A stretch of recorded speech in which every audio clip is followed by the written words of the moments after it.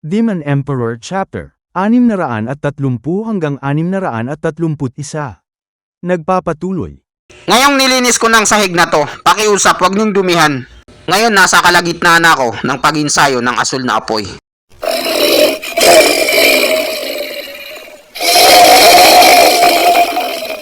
Sabay sa pagising ng kaluluwa ng dragon sa langit.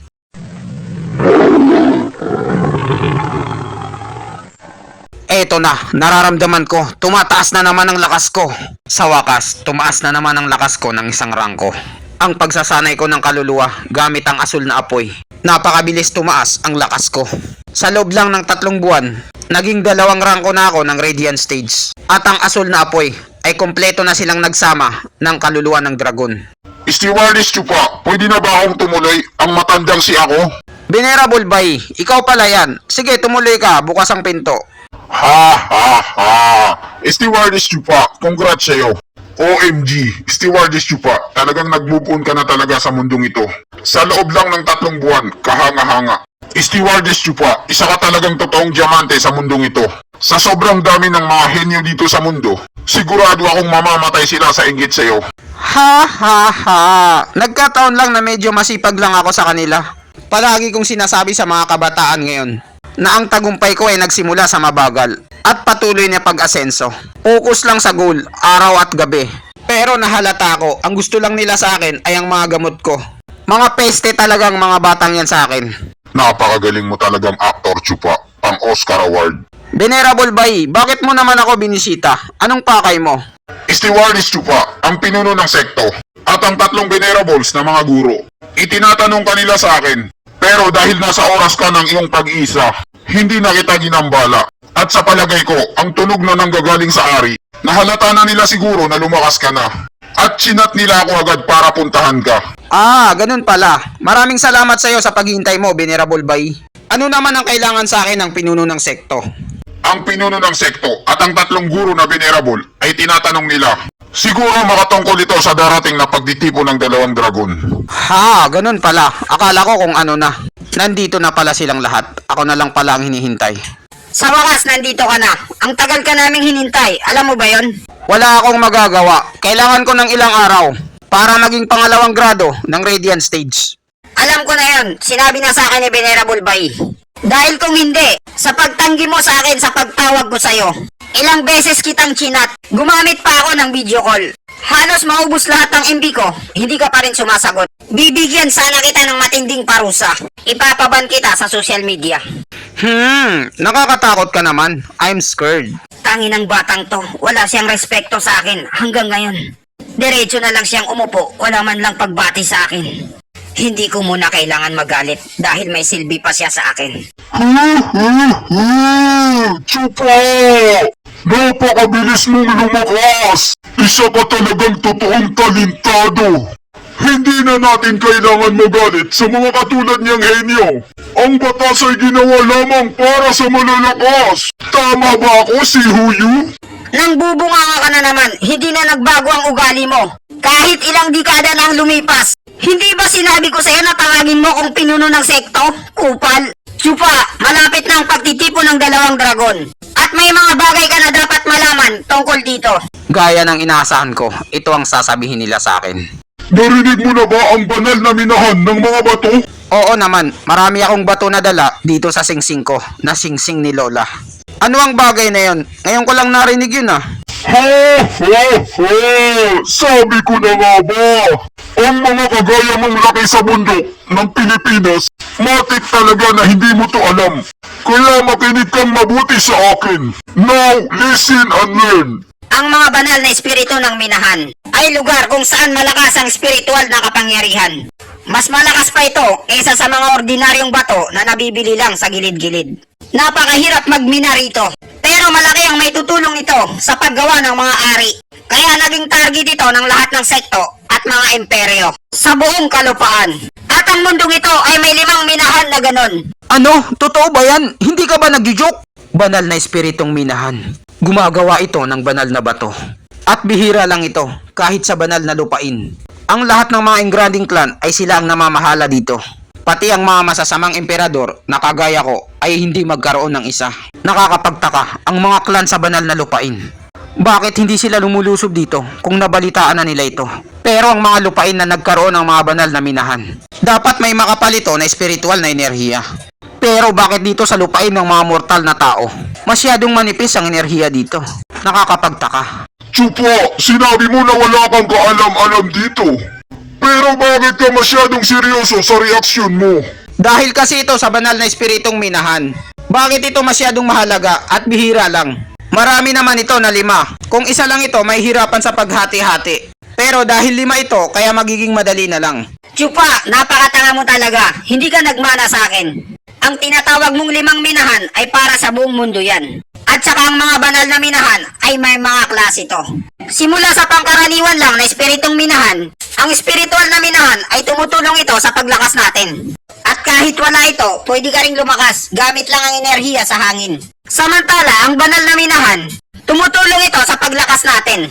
At napapaganda nito ang ating katawan na para ka lang nag-gym.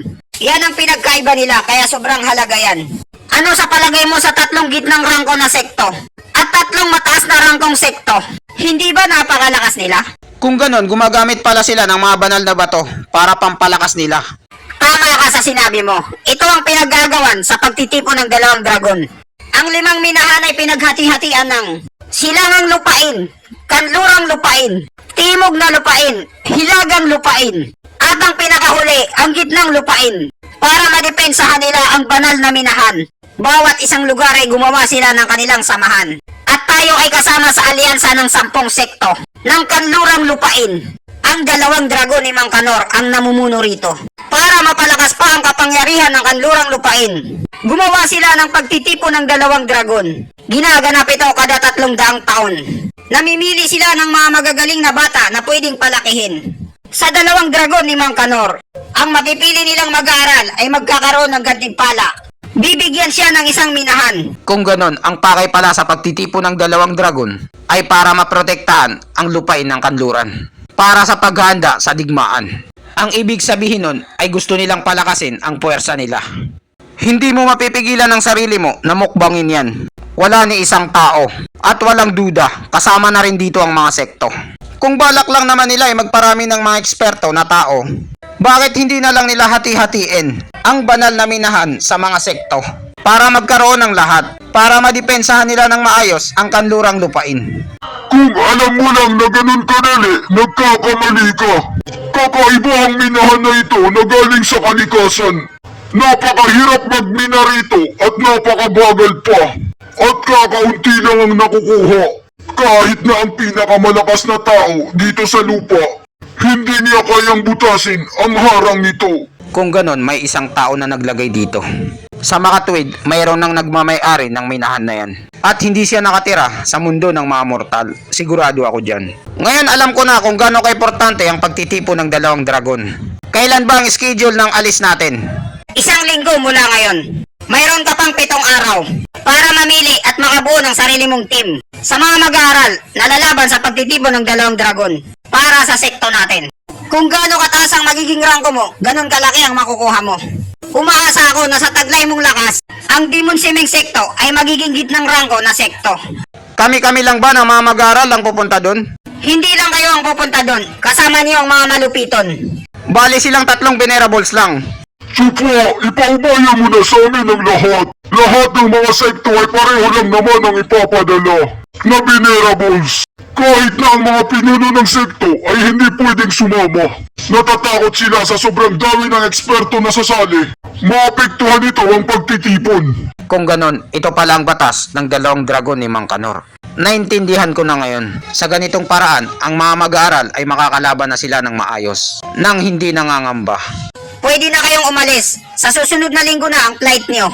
Sa wakas, umalis na sila. Pwede na kaming magmaritisan ni si Huyo. Si Huyo, kailangan nating mag-usap. Tawagin mo akong pinuno ng sekto. Kupal ka. Pinuno ng sekto, ang napagkasunduan natin ay papasok ako sa Demon Siming sekto.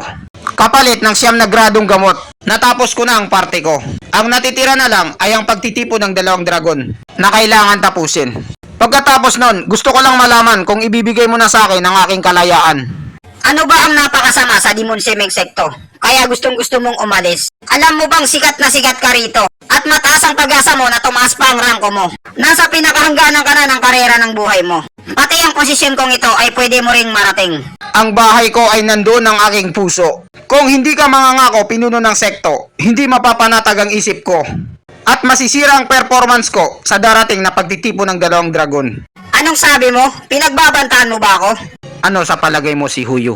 Akala mo hindi kita papalagan? Kupal ka? Hay nako, talagang ipinagpipilitan ni Chupa ang kagustuhan niya.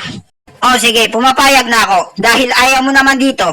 Hindi kita pupersay na manatili. Pwede ka nang umalis at pumunta sa Loloklan. Pero siguraduhin mo na ilan sa mga tao natin ay makakapasok sa 2 dragon ni Mang Kanor.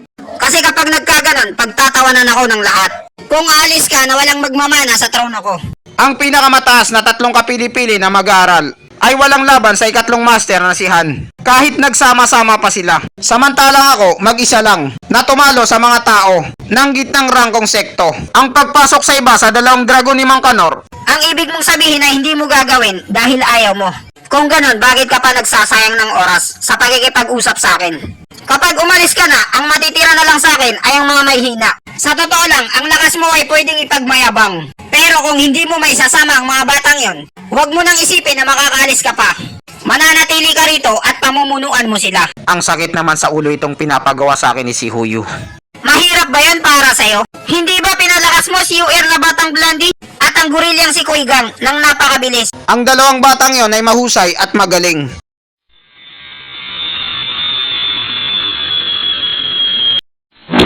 Ano itong ATM card na to? Yan ang simbolo ng autoridad ko. Naglalaman yan ng konting kaluluwa ko. Lahat ng mga matatanda at venerables ng sekto ay igagalang kanila na parang ako. Alam ko kung saan ka pupunta, kaya kailangan walang makakapigil sa'yo.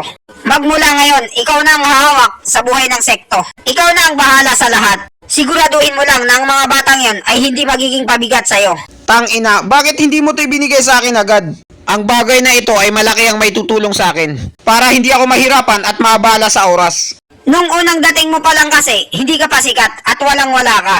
Magkakaroon ka pa ng problema dyan. Dahil sa mga matatanda at mga venerables. Pero ngayon, may lakas ka na at kilala ka na nila. Gamit ito, lalo ka pa nilang igagalang. Kahit makipagtalo pa sa'yo yung iba, wala silang magagawa dahil sa authority na binigay ko sa'yo. Kung ginamit mo na ito nung una pa lang para galitin sila, gagawin ito ni Venerable C na dahilan para balikan ako. Kung ganon, matalinong gwapong sekto, aalis na ako. Gamit ang kayamanang ito, ilalagay ko sa tamang lugar ang mga batang yon. Ha ha ha! Parang na-scam ata ako ni Chupa. Chupa, napakabilis mong lumaki. Lagpas pa sa inaasahan ko.